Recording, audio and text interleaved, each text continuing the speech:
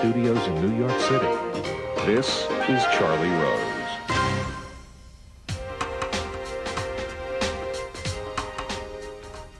Robert McNamara is here. He participated in some extraordinary historical moments in the 20th century. He was a lieutenant colonel in the U.S. Air Force during World War II. He took part in the bombings of Japan in 1945. He served as Secretary of Defense in the Kennedy and Johnson administrations. He played a major role in the Cuban Missile Crisis and was instrumental in the planning and execution of the Vietnam War. He is now the subject of a new documentary called The Fog of War.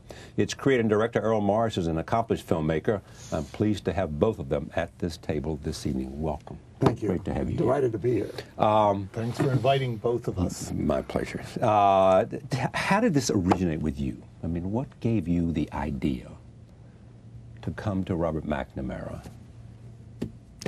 Of course, it's a question that's been asked me many times. Still a good question. I'll be interested. Still a good question, don't you think? Reading in retrospect. Is there to do it? In retrospect, came out in 1995. I read it. I found it to be immensely interesting. I found it to be also very different than the book that was described in the many reviews and editorials which came out at the same time as its release. The book was different than the reviews? The book, to me, was very different than the reviews. How so? The book was described as a confession or as a mea culpa. A lot of reviewers said, for example, Robert McNamara is trying to apologize, and we don't accept his apology. Or it didn't go far enough. Or perhaps it didn't go far enough. What was interesting to me is that the book was not an apology, but an attempt to understand and explain himself and his role in history. I believe you could also, forgive me for saying so, call it an anguished attempt to try to understand the past. I found it a very powerful, interesting, and moving book. So probably from that point on, then there were two books which followed, Argument Without End and Wilson's Ghost. And it was shortly after the publication of Wilson's Ghost that I contacted Mr. McNamara for the first time and asked him to come to Cambridge, Massachusetts, where I live, for an interview. Did you feel, when you went up there, beyond the opportunity to talk about the threat of a nuclear catastrophe, did you feel like that you had been, to your own satisfaction, had not explained Robert McNamara, either in your book or in other places? No, I'm not interested in explaining Robert McNamara. I'm interested in deriving lessons. I'm 87 years old. I've served in all kinds of I've served as an administrator basically for 65 years. Sure, Ford Motor Company, the Pentagon, and World Bank. And the military. And the military. And since then in nonprofits and domestic and foreign corporate boards of directors. And I draw some lessons from that relating to Enron, by the way. But in any event, I've drawn lessons from this, and I wanted to have an opportunity to put forward my lessons. Some of them are applicable today, not just to nuclear weapons. All right, well, let's talk about that, and we'll come back to some of the other things that are in here and show some clips from the movie. What lessons are applicable to today, especially now that some comparisons are being made between Iraq and Vietnam? Well, I don't want to, by stating lessons, I don't want to suggest that these should be applied to the Iraq situation. If you think so, do it. But these are lessons that apply in general to security. All right. The first lesson is empathize with your opponent. Now, I don't use the word empathy as synonymous with sympathy, not at all. I use the word empathy as understand your opponent. We did not understand the North Vietnamese. They didn't understand us. With one exception, we really didn't understand Khrushchev. The one exception was Llewellyn Thompson. Yeah, Tommy Thompson, who had been ambassador to the... critical moment, in a sense, prevented a nuclear war. He said to President Kennedy... He said to Mr. Kennedy... Khrushchev... You're wrong, President Kennedy. President Kennedy, we had this little company. We had a soft message from Khrushchev that we could accept. We had a tough message that we couldn't accept. The tough message had been publicized before we received it. The soft message was sent in secret. We wanted to... But the soft message came before the tough message. Well, it's a little uncertain. But you're right, it did, but it's not clear it was... But in any event, which message to respond to? Tommy said, you got to respond. I mean, the majority of Kennedy's advisors said, you got to respond to the tough message. Tommy said, including your friend General LeMay. Yeah, but Tommy said, Mr. President, respond to the soft message. The President said, that's what's wrong with you, Tommy. You don't understand politics. No political leader can put out a tough message and in the public and, in a sense, accept a lesser deal than that. He couldn't survive. Tommy said, Mr. President, I know that man. I've lived with him. I knew his wife, Jane. He and Jane, his wife, had actually lived with Khrushchev, vacations and otherwise. He said, I believe he will accept your acceptance of the soft message. Kennedy said, well, it's a risk, but I'll do it. Khrushchev did. That prevented a nuclear war. Because he believed, Thompson believed Khrushchev was looking for a way out. That's right. And he knew what Kennedy could offer, and he thought Thompson would. Suppose we had empathized with the North Vietnamese, what might we have done? Well, they didn't emphasize with us, let me say that. Well, we can't worry about that, and we are only responsible for what we can do. But if they don't emphasize with us, it's hard for one party only to emphasize. Anyhow, what we could have done, the second lesson from my life is, for God's sakes, communicate with your opponent. And that's true in business, and it's true in non-governmentals, and it's sure as hell true in security relationships. We did not have any contact, direct contact, between President Johnson and Ho Chi Minh during the entire period. We came closest in a deal that, in a sense, I worked on with Henry Kissinger, who was then a professor at Harvard. We came damn close to getting negotiated. It would have been possible. It would have been possible. For the two of them to talk. That's right. Well, or to have a high-ranking emissary, say April Harriman or somebody like that. Go over there. Right. And the New York Times had an article that said that Hussein was trying to make a deal with us before war started. And a Lebanese businessman went to see Richard Pearl in London. Yeah, but my God, assuming for the moment Hussein was a very disturbing article. It was a disturbing Well, it was article. disturbing. And the CIA rejected it, well, according to the New York Times, right? Yes. Well, I was going to say, if that was Hussein's idea, and I'm not all sure it was, but if it was, he chose a damn poor way of communicating. You don't do it through third-level individuals who can be disregarded. Okay, but the main thing is to communicate with the enemies and find out. That's right. Find out what their requirements are and what yours are, and see if you can bring them together. One of the things for me, having made this movie, that is so disturbing is ostensibly Robert McNamara is talking about events that occurred 40, 50, 60 years ago. This was not intentional, but it became more and more obvious as we worked on the film. Even though he's talking about history, he could just as easily be talking about events that occurred 4, 5, 6 days ago, which gives me a funny feeling. What kind of feeling? The question, are we doomed? I would call it a feeling of despair, if you like. Are we doomed to repeating endlessly the mistakes that we've made in the past? Can we do things differently? His earliest memory, I should allow him to describe it rather than myself, but it's of World War I, Armistice Day, 1918. Wilson's war to end all wars. If you like, a preventative war. And the people thought we'd achieved that objective. How wrong they were. We human beings killed 160 million other human beings after the time President Wilson thought would want a war to end all wars. We killed them in conflict within nations and across borders in the 20th century. Is that what we want for the 21st? It's not what I want. And my books and my statements, and to some degree this film, are directed toward trying to move toward that objective, avoiding 160 million fatalities in the 21st century. Do you think that what comes out of the fog of war is a picture of Robert McNamara that people have not seen before? And if so, in what way? I think. What do you believe you've captured here? I think that we have uncovered new stories in the course of making the film. I like to think that everything I do has an investigative element. But certainly in the course of making The Fog of War, we unearthed a lot of interesting material about the firebombing of Japan. Stop right there. Roll tape. McNamara talks about the firebombing of Tokyo in 1945 and General Curtis LeMay. Here it is.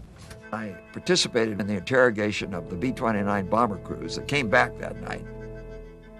A room full of crewmen and intelligence interrogators. The captain got up, young captain, and said, "God damn it, I'd like to know who the son of a bitch was that took this magnificent airplane designed to bomb from 23,000 feet, and he took it down to 5,000 feet, and I lost my wingman." So what mistake did we make? In that situation, I don't want to say we made any mistake, but I want to say that I think the human race should establish some rules of war, because we killed 83,000 civilians in that one raid. And we did it because we feared, the presidents feared and the chiefs feared, we were going to have to send American boys across the beaches of Tokyo to take Japan. My friends had been killed in the island wars in the Pacific. The presidents knew that. Guadalcanal and everywhere else. Guadalcanal, with the Iwo Jima and the Marianas and so on. So I understood what was being done, and there was a reason for it. But couldn't we have done it with less human killing? We leveled 69 cities. I've forgotten how many in total we killed, something like 900,000. Now, shouldn't there be some proportionality? Shouldn't the human race set up a juridical... Okay, but was the same thing true about the bombings in Vietnam? Could we have done it without? Yes, I think we could have. I mean, were you that wise then, or is this some conclusion you come to later about proportionality? It wasn't clear, and let me just say... It wasn't clear to you. No, it wasn't clear to me, and today it isn't clear. I think it's clear to me. It's not clear to much of your audience. It's not clear to the human race.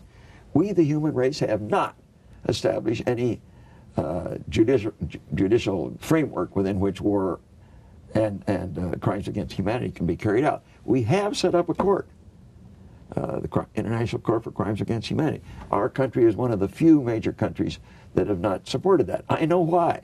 They're concerned that our people will be brought to the fore by Gaddafi or somebody. And there's reason to fear that. But there are many safeguards in the international court procedures, and we can negotiate more. We ought to accept the objective of trying to set some acceptable standards for combat that will reduce casualties. You don't want to second-guess Rumsfeld. Absolutely not. Jonathan Alder. I want to stop you 1 second and say, 71, you won't believe this, but 71 reporters, TV, radio, magazine, newspaper, from all over the world, Australia, Brazil, Western Europe, have asked me to comment on Iraq. I haven't responded to one. The reason is, I think it is irresponsible for an ex-Secretary of Defense to comment in any way on the actions of a president who's deeply involved in war with hundreds of thousands of our citizens at risk, and he is carrying out very delicate negotiation with UN and other countries. I haven't said a word, and I'm not going to. I'm not sure. See, this is where we do disagree. We disagree in the sense that... What do you disagree about? I think that it's very important for Robert McNamara to speak out about these issues. I do too. I know that he has very, very strong feelings. I know he said things to me in private. I'll kill you if you repeat them. And in fact, I won't repeat them out of respect for him and our relationship. But I know that he has spent a large fraction of a life in public service. And he has learned a lot of things from that life. And it's important that he brings that knowledge to bear. But he is not doing it in total. Well, you know he's not, Errol. Come on. Now, wait a second. You just said that. I think that he could be more outspoken. He specifically thinks I should comment on the Iraq situation. In the book, In Retrospect, right, and in the other two books, right, I drew lessons. And those lessons can be applied to Iraq. Let people read the books and apply the lessons. I'm not going to criticize my president when he's in a war. But let me just suggest to you that one of the important things that you underlined, other than empathy and other than communication, is that we need to have public debate about the essential issues. Total agreement. You make that point time after time. We didn't have adequate debate on Vietnam. And you're not willing to participate in the debate because of some silly rule you have. We haven't a public debate. Well, you can initiate it. Nobody asked me to participate in a debate. lots of people would ask. You just told me that every reporter that's ever come to you has asked you to participate in a debate. They didn't ask me to participate in a debate. They wanted a one-sided comment. I'm not going to Fair enough. Suppose I put together here a group of people, including former secretaries of state and secretaries of defense, to talk about where America goes, Iraq and later. You're not going to participate in that? You're not going to tell us what you think, if in fact it might be important to the direction and decisions that the country takes? Well, let me say... The debate, not so much what happens here. Let me say that I think for senior officials to debate in the midst of a war is the wrong time. Our people are at risk. The debate may encourage the enemy. Maybe it's even more critical that we debate during war. That. But just think this through. It may encourage the enemy. Look what happened a few days ago or weeks ago. They always say that. That's what they said in Vietnam, and you know that. All right, but it's true. Look what happened a few days ago when that Israeli general criticized Israeli policies. That certainly encouraged the Palestinians. Is that what we want? Encourage Palestinians to do what? To be tougher, to think that there's weakness in the Israelis. Take, for example, wait a minute. Do you think that he should not have said that? Should not have, in an interview with those 3 Israeli journalists, should not have raised questions for consideration? I mean, he didn't raise them for consideration. He said our policies are wrong. We should change. He spoke to the issue of how they. Yes, he did. But they spoke to the issue of how they were treating the Palestinians, as to whether it was counterproductive and whether they were creating more problems. Listen. Donald Rumsfeld, in his famous memo, which came leaked out of the Pentagon, raised these very same questions. Did he not? Well, the Secretary of Defense raised the question. In a different way. The implication of the Israeli general's comments, as I read them, was that he believed the Israelis should change such policies, and in a sense, the Palestinians should expect changes. I think I would argue, whatever the decision ought to be made by the Israelis, they should make the decision. Yes, he's an Israeli. I agree. He raised the question as to what was in the best interest of his country. I agree. You have said that debate is in the best interest of decision making. But it depends on when the debate takes place. Well, it shouldn't just necessarily be in the. Suppose Tommy Thompson hadn't been there.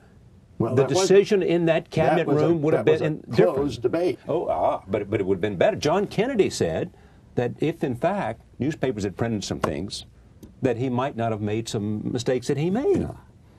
You know that. Take, for example, one of the lessons. Of course you know that. There's one of the lessons in the movie. Are we making any insight here, any inroads here? No. You still think that it's not important to have a debate. I think it's important to have a debate. It's not important for a former Secretary of Defense who hasn't been Secretary of Defense since the 60s. That's right. Since the 60s, more than 25 years ago, to speak out and say, this is what I've learned, and this is what the judgment at 85 I have about public events. There's several points. The first point is that I don't have the information the President has and the Secretary of Defense has. Well, maybe he doesn't have the information you have in a different way. We don't have the judgment and experience. But in any event, I am not going to participate. Well, see, one does not have to be omniscient to speak out. Exactly. Let me give one example from the movie, and it's certainly one of Robert McNamara's fundamental lessons. It's a lesson about multilateralism.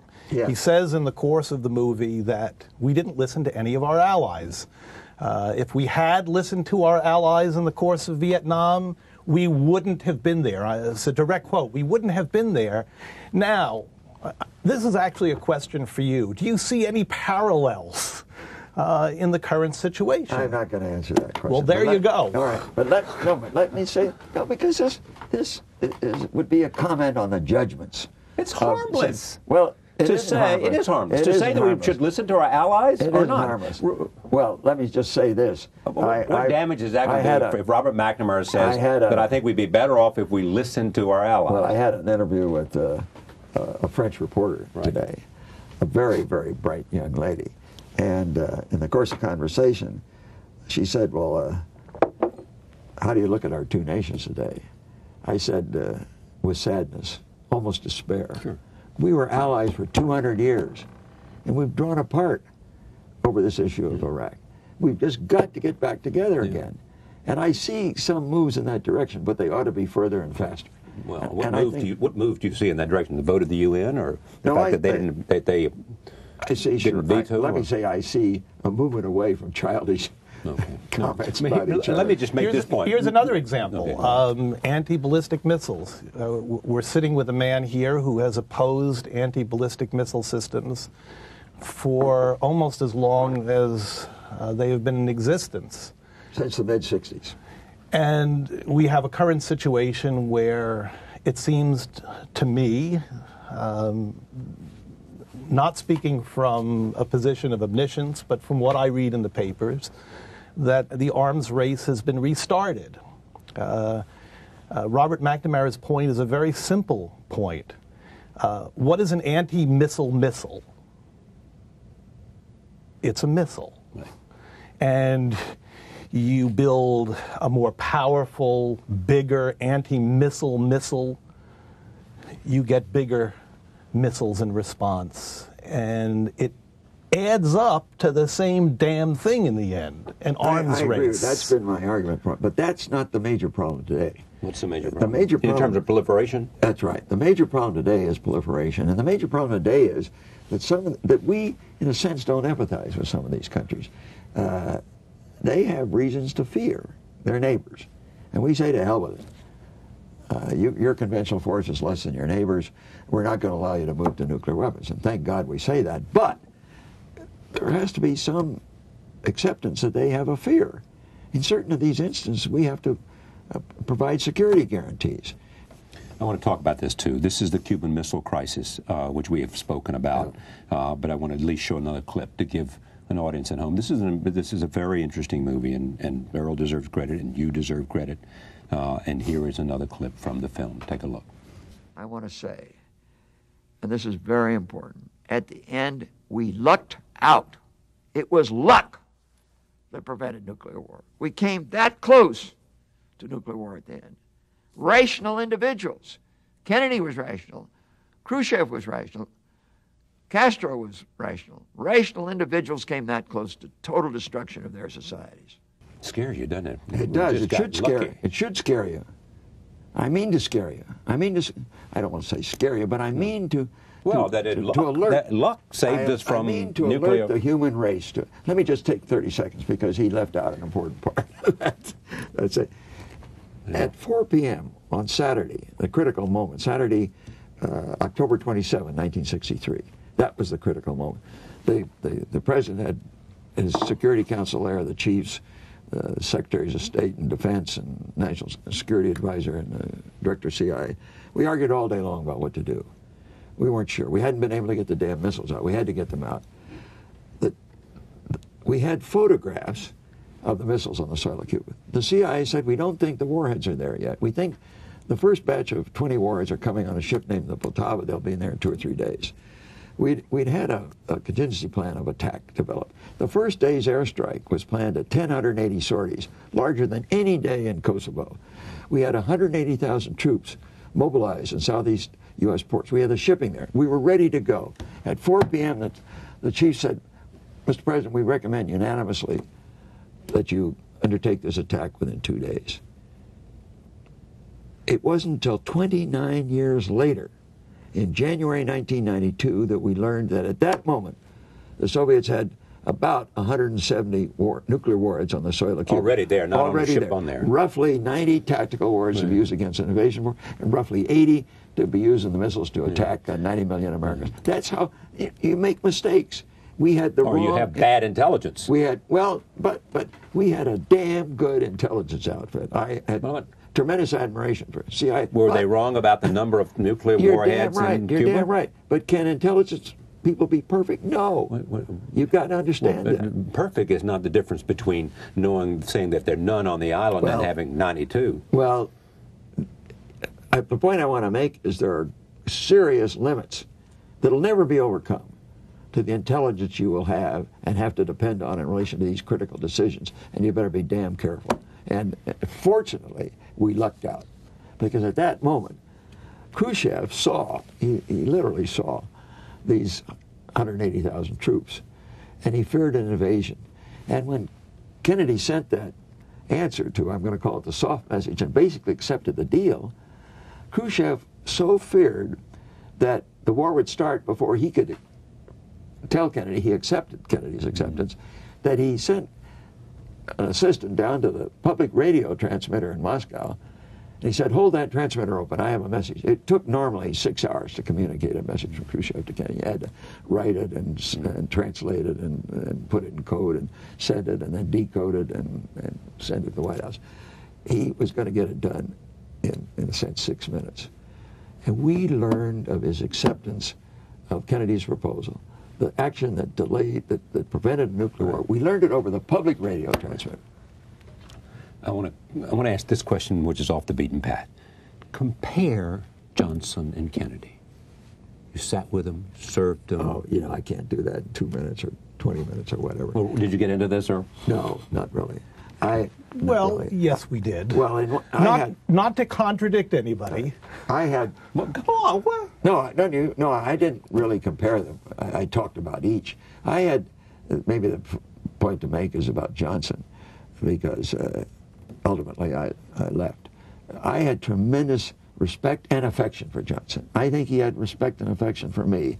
At the end, we disagreed totally, and something had to give, and I was out. Right. And I said to my friend Kay Graham, a former publisher of the Washington Post, you know, Kay, to this day, this was, I don't know when, 5, 7 years ago before she died, I said, to this day, Kay, I don't know whether I quit or was fired. He said, McNamara, you're out of your mind. Of course you were fired.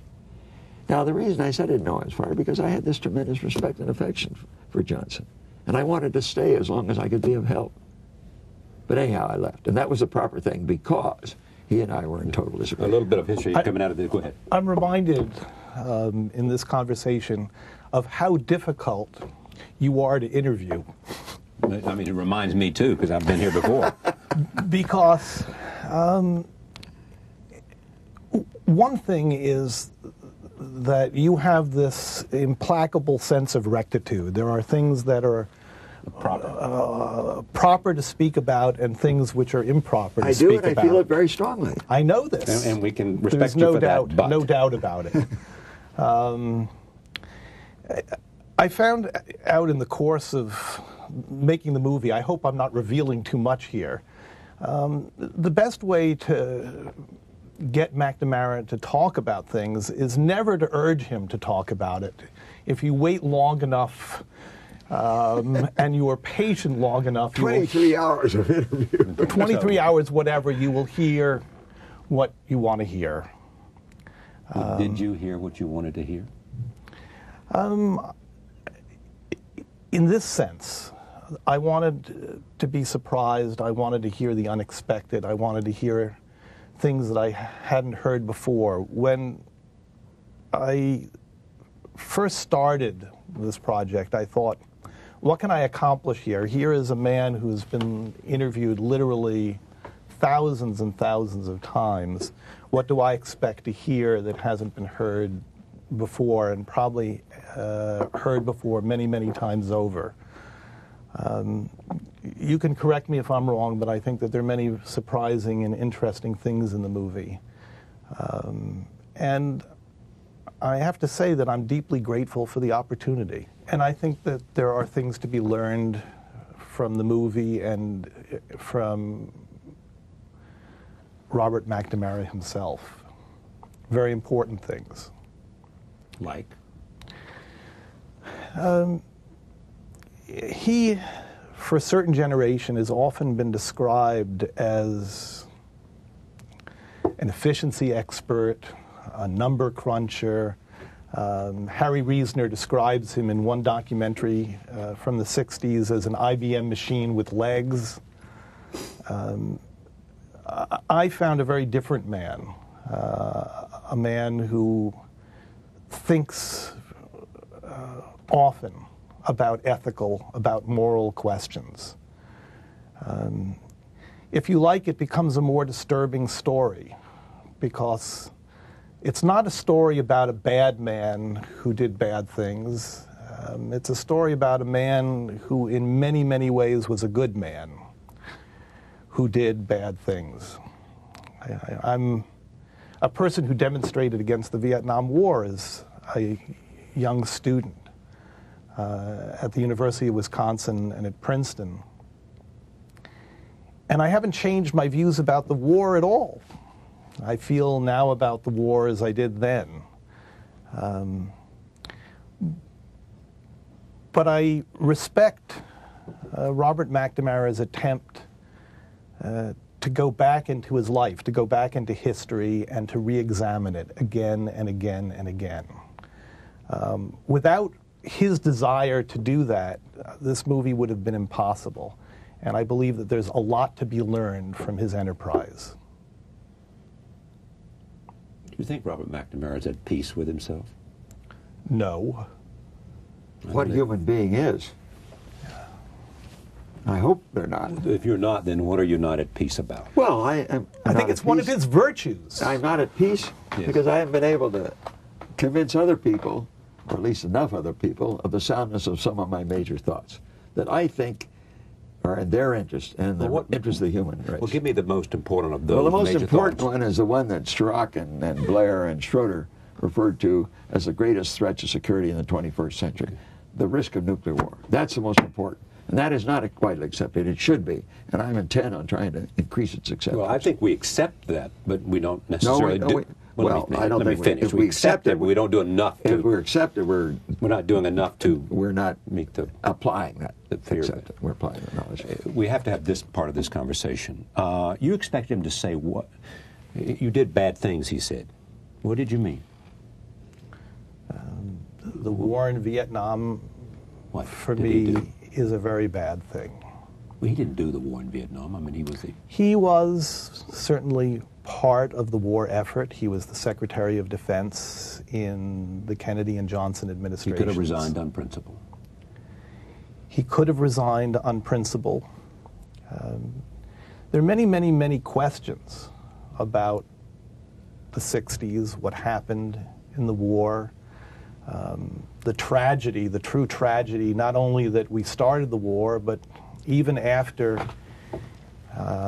he left the Johnson administration in 1968, the war continued until 1975 with millions of Vietnamese dying and tens of thousands of Americans. Yeah, what you've heard this before on this program, even that you know the central thing that happened about that was that people felt like that even after you acknowledged that you would realize certain things about the war, you didn't speak out even then. Well, that again, for an ex-Secretary of Defense to speak out against a war that is... But Americans were dying. But more Americans... Well, in the first place, I might have been wrong because almost all my associates believed I was wrong. But assuming I was correct, and I think with hindsight I was, by speaking out publicly in the midst of a war, more Americans could die. It could give aid. It would have given aid and comfort to the enemy. That's absurd to suggest. Well, did you go in and... I mean, okay.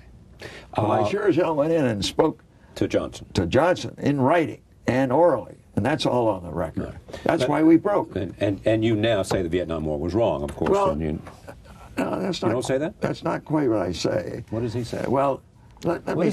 Well, I should allow. Well understood. Let me just make this point, and I don't want to appear to be self-serving, so I brought with me a thing I'm going to read. This is a little note from the. I think it was the New York Times.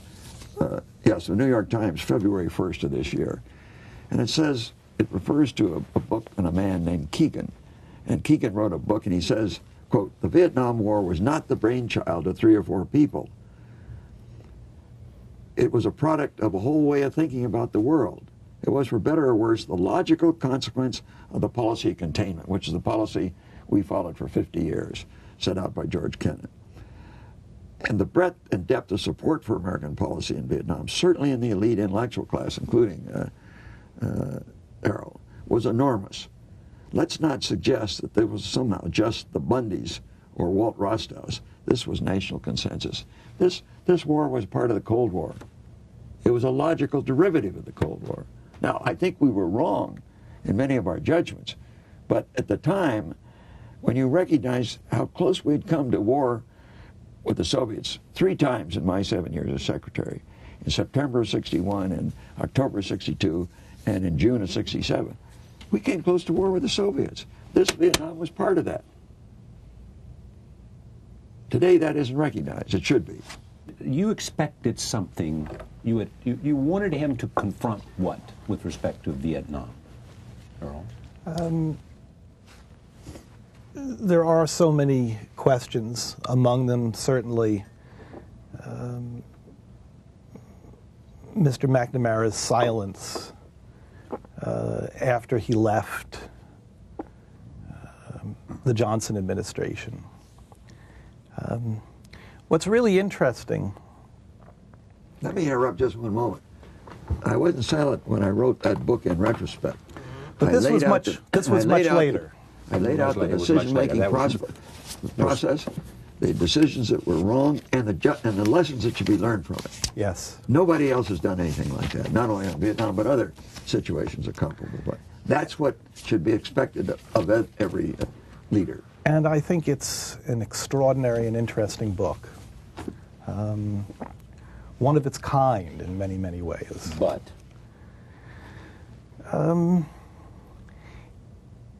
It's not that there's some hidden but here that hasn't been addressed. There are going to be many, many unsolved mysteries about Vietnam, about Robert McNamara. About the human race killing people. They're unsolved. Unsolved questions, issues, if you like, about evil, about the problem of evil, of where it comes from. Reinhold Niebuhr, one of the greatest theologians, said, how much evil should be done to achieve good? That's a basic problem.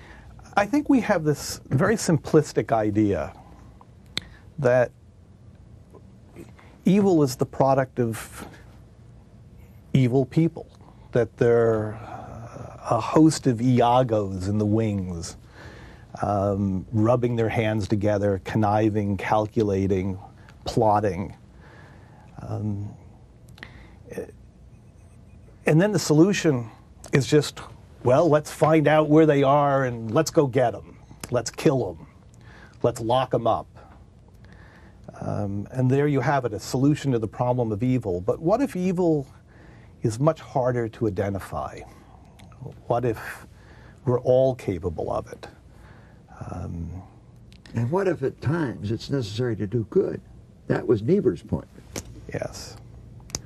I'm reminded, and I have been reminded again and again in the course of making the movie, how complex these decisions were that this man faced. This is not to excuse what he did or to apologize for him. That's not my role, nor would I want to do so. I felt part, and I still feel part of this enterprise of trying to examine history and a man's role in it. This is a very odd movie because you see movies about history, you'll see 5, 6, 7, 8 or more characters arguing with each other. This movie contains only one individual, Robert McNamara.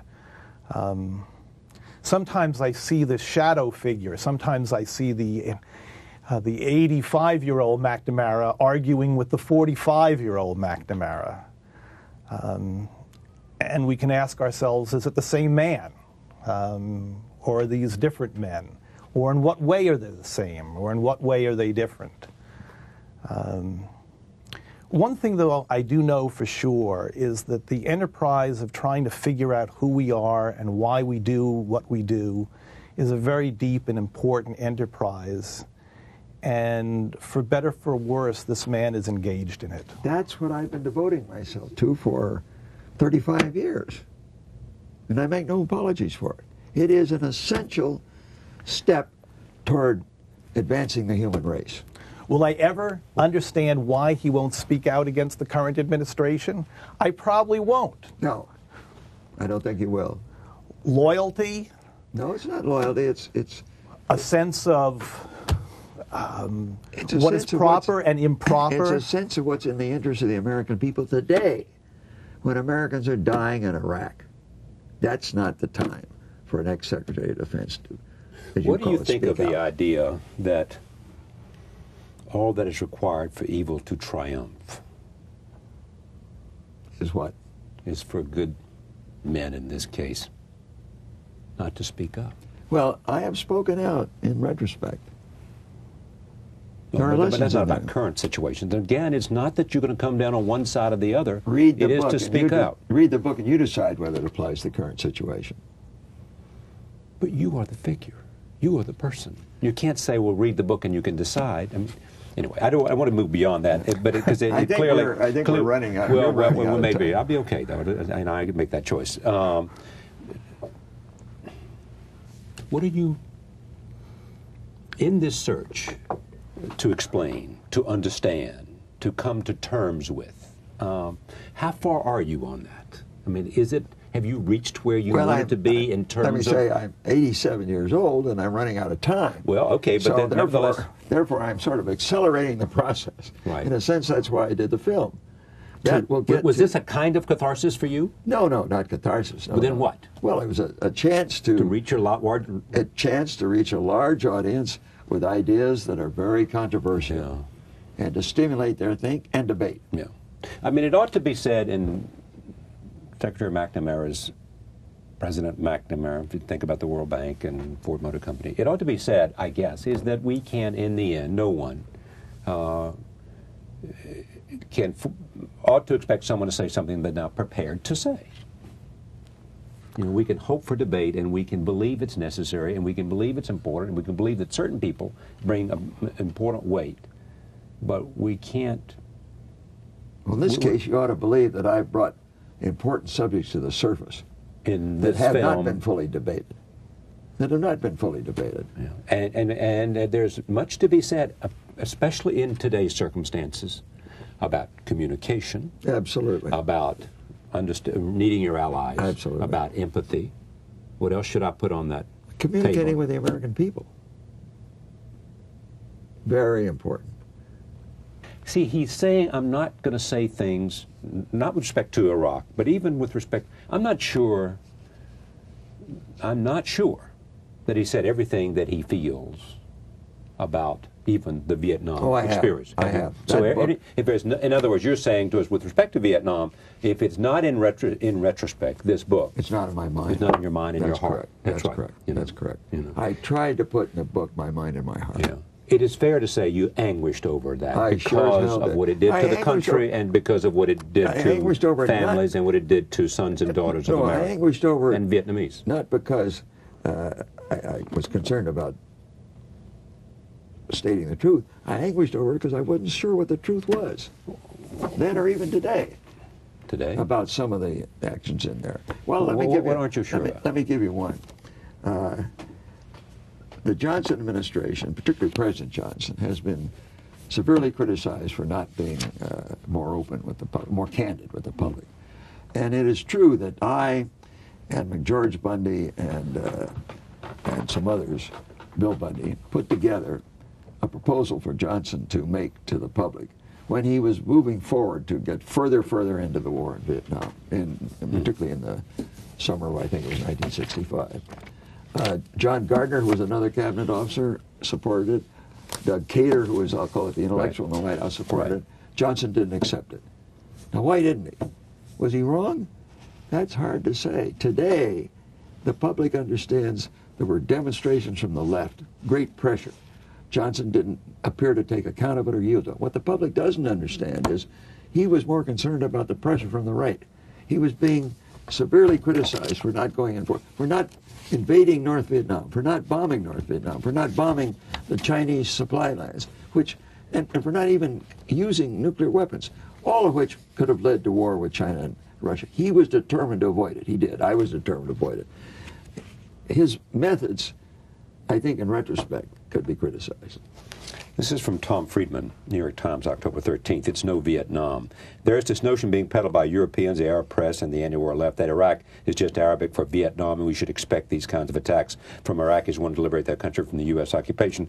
These attackers are the Iraqi Viet Cong. Hogwash, says Mr. Friedman, the people who mounted the attacks on the Red Cross are not the Iraqi Viet Cong. They are the Iraqi Khmer Rouge, a murderous band of Saddam loyalists and al-Qaeda nihilists who are not killing us so Iraqis can rule themselves. They're killing us so they can rule Iraqis. Does that ring true? I'm a tremendous fan of Tom Friedman. I read that article. It was a recent column. Right. in the October Times. 30th. Yes, exactly. I read that. I thought it made sense. I generally agreed with it.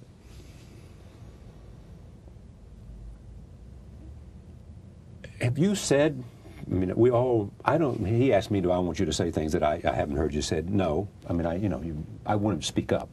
I would like to feel like that you were participating fully in the debate, because I believe, it is fair to say, I don't think that you would say at this table or any other table, I think that you're not speaking up because, if you say you're not speaking up because you think it might give encouragement to the enemy, or you think that it's not appropriate for a former Secretary of Defense to speak up in a time of hostilities, telling the president what he thinks, for better or worse, then I can accept that. I'm not going to say that you're using that to hide behind it. That's what I believe. I'm not using to hide behind it. And moreover, we've talked about that book in retrospect. Right. We haven't talked about Wilson's Ghost. Right. The paper edition of Wilson's Ghost was published 3 months ago.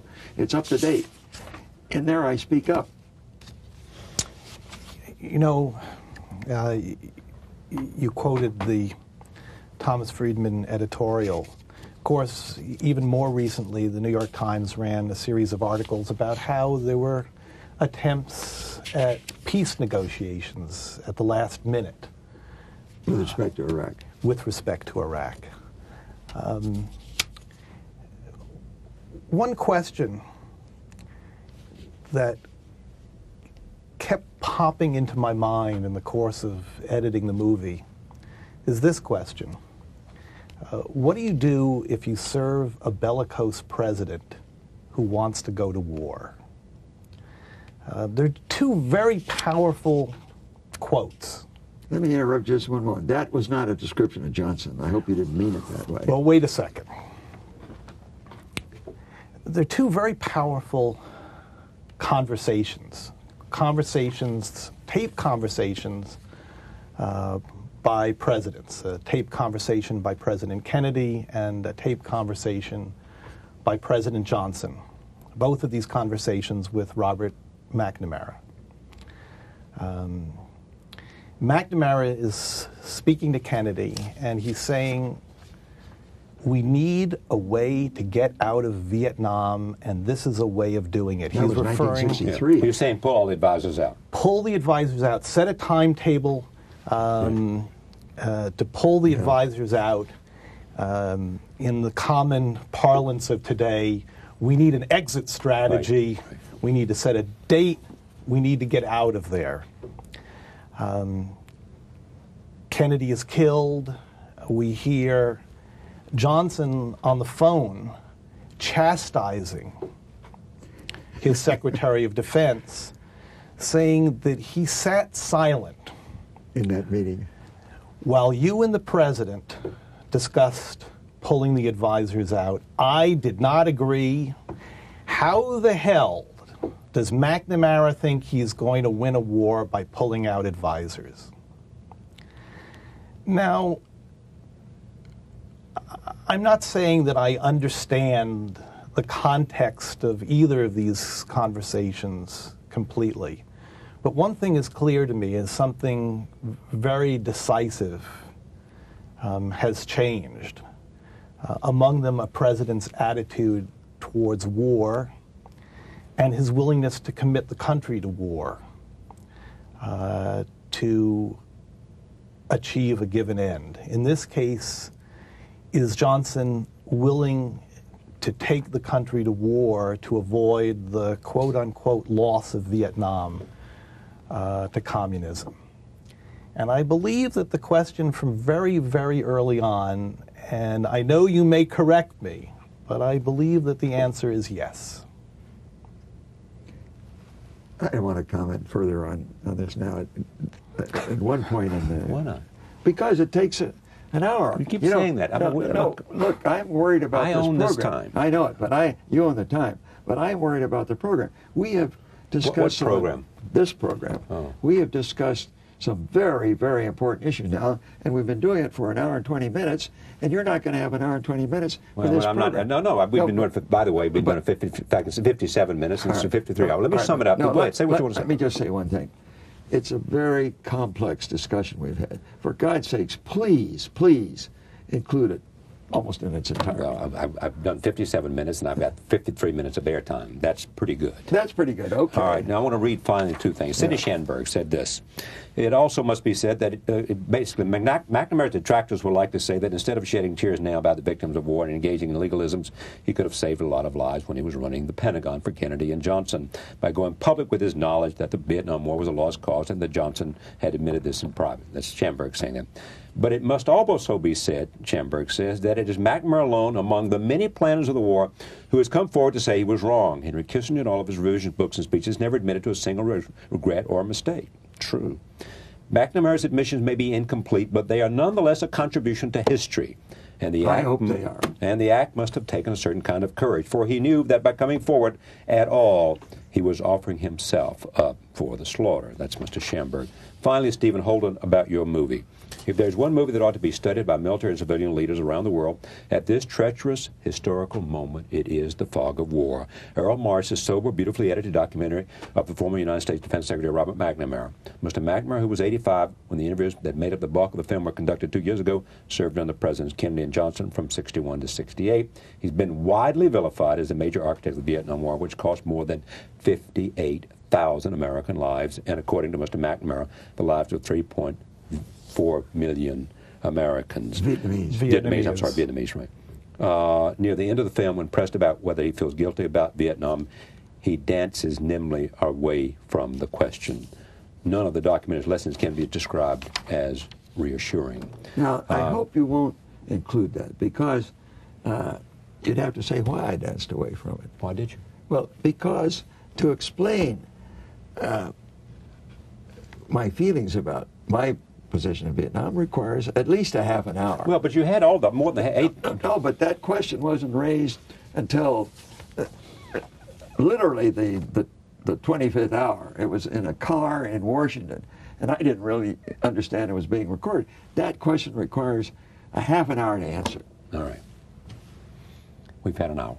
Thank you, sir. But I hope this is off the record. No, it's not. It's on the record, so say what you want to say. All I want to say is, you know, this conversation deals with some fundamentals in my life and some fundamental views and judgments and principles that I have followed.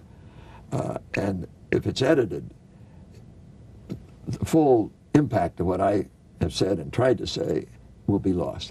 I'll do my best. Okay. Thank you. I wouldn't have come if I didn't think you would. Nice to see you. Thank you, Errol. Thank you very much. Pleasure. Thank you for joining us for this hour. We'll see you next time. That we could accept. We had a tough message that we couldn't accept. The tough message had been publicized before we received it. The soft message was sent in secret. We wanted to... But the soft message came before the tough message. Well, it's a little uncertain. But you're right, it did. But it's not clear it was... But in any event, which message to respond to? Tommy said, you got to respond. I mean, the majority of Kennedy's advisors said, you got to respond to the tough message. Tommy said, including your friend, General LeMay. Yeah, but Tommy said, Mr. President, respond to the soft message. The President said, that's what's wrong with you, Tommy. You don't understand politics. No political leader can put out a tough message and in the public and, in a sense, accept a lesser deal than that. He couldn't survive. Tommy said, Mr. President, I know that man. I've lived with him. I knew his wife, Jane. He and Jane, his wife, had actually lived with Khrushchev, vacations and otherwise. He said, I believe he will accept your acceptance of the soft message. Kennedy said, well, it's a risk, but I'll do it. Khrushchev did. That prevented a nuclear war. Because Thompson believed Khrushchev was looking for a way out. That's right. And he knew what Kennedy could offer, and he thought Thompson would accept. Suppose we had empathized with the North Vietnamese. What might we have done? Well, they didn't emphasize with us, let me say that. Well, we can't worry about that, and we are responsible for what we can do. But if they don't emphasize with us, it's hard for one party only to emphasize. Anyhow, what we could have done, the second lesson from my life is, for God's sakes, communicate with your opponent. And that's true in business, and it's true in non-governmentals, and it's sure as hell true in security. Did not explain Robert McNamara, either in your book or in other places? No, I'm not interested in explaining Robert McNamara. I'm interested in deriving lessons. I'm 87 years old. I've served in all kinds of I've served as an administrator basically for 65 years. Sure, Ford Motor Company, the Pentagon, and World Bank. And the military. And the military. And since then in nonprofits and domestic and foreign corporate boards of directors. And I draw some lessons from that relating to Enron, by the way. But in any event, I've drawn lessons from this, and I wanted to have an opportunity to put forward my lessons. Some of them are applicable today, not just to nuclear weapons. All right, well, let's talk about that, and we'll come back to some of the other things that are in here and show some clips from the movie. What lessons are applicable to today, especially now that some comparisons are being made between Iraq and Vietnam? Well, I don't want to, by stating lessons, I don't want to suggest that these should be applied to the Iraq situation. If you think so, do it. But these are lessons that apply in general to security. All right. The first lesson is empathize with your opponent. Now, I don't use the word empathy as synonymous with sympathy, not at all. I use the word empathy as understand your opponent. We did not understand the North Vietnamese. They didn't understand us. With one exception, we really didn't understand Khrushchev. The one exception was Llewellyn Thompson. Yeah, Tommy Thompson, who had been critical, ambassador to the... critical moment, in a sense, prevented a nuclear war. He said to President Kennedy... He said to Mr. Kennedy... Khrushchev. You're wrong, President Kennedy. President Kennedy, we had this little company. We had a soft message from Khrushchev. Different than the reviews. The book, to me, was very, very different than the reviews. How so? The book was described as a confession or as a mea culpa. A lot of reviewers said, for example, Robert McNamara is trying to apologize, and we don't accept his apology. Or it didn't go far enough. Or perhaps it didn't go far enough. What was interesting to me is that the book was not an apology, but an attempt to understand and explain himself and his role in history. I believe you could also, forgive me for saying so, call it an anguished attempt to try to understand the past. I found it a very powerful, interesting, and moving book. So probably from that point on, then there were two books which followed, Argument Without End and Wilson's Ghost. And it was shortly after the publication of Wilson's Ghost that I contacted Mr. McNamara for the first time and asked him to come to Cambridge, Massachusetts, where I live, for an interview. Did you feel, when you went up there, beyond the opportunity to talk about the threat of a nuclear catastrophe, did you feel like that you had been, to your own satisfaction,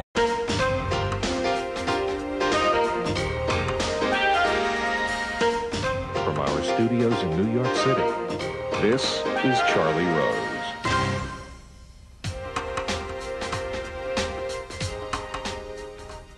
Robert McNamara is here. He participated in some extraordinary historical moments in the 20th century. He was a lieutenant colonel in the U.S. Air Force during World War II.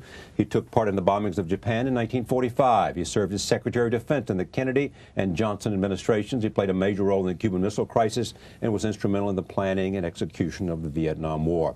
He is now the subject of a new documentary called The Fog of War.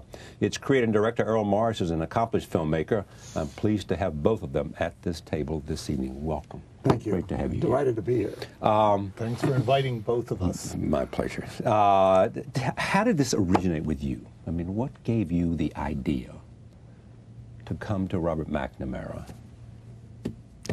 Of course, it's a question that's been asked me many times.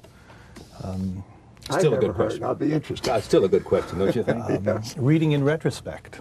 Is there a do it? In retrospect, came out in 1995. I read it.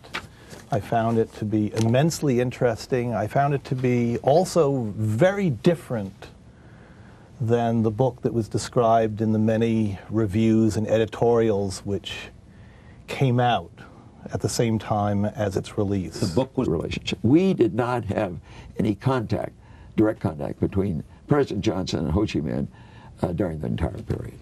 We came closest in a deal that in a sense, I worked on with Henry Kissinger, who was then a professor at Harvard. We came damn close to getting negotiated. It would have been possible. It would have been possible. For the two of them to talk. That's right. Well, or to have a high-ranking emissary, say April Harriman or somebody like that. Go over there. Right. And the New York Times had an article that said that Hussein was trying to make a deal with us before And a Lebanese businessman went to see Richard Pearl in London. Yeah, but my God, assuming for the moment Hussein A very was trying, disturbing article. It was a disturbing. Well, it was I agree. disturbing. And the CIA rejected it. Well, according to the New York Times, right? Yes. Well, I was going to say, if that was Hussein's idea, and I'm not all sure it was, but if it was, he chose a damn poor way of communicating. You don't do it through third-level individuals who can be disregarded. Okay, but the main thing is to communicate with the enemies and find out. That's right. Find out what their requirements are and what yours are, and see if you can bring them together. One of the things for me, having made this movie, that is so disturbing is ostensibly Robert McNamara is talking about events that occurred 40, 50, 60 years ago. This was not intentional, but it became more and more obvious as we worked on the film. Even though he's talking about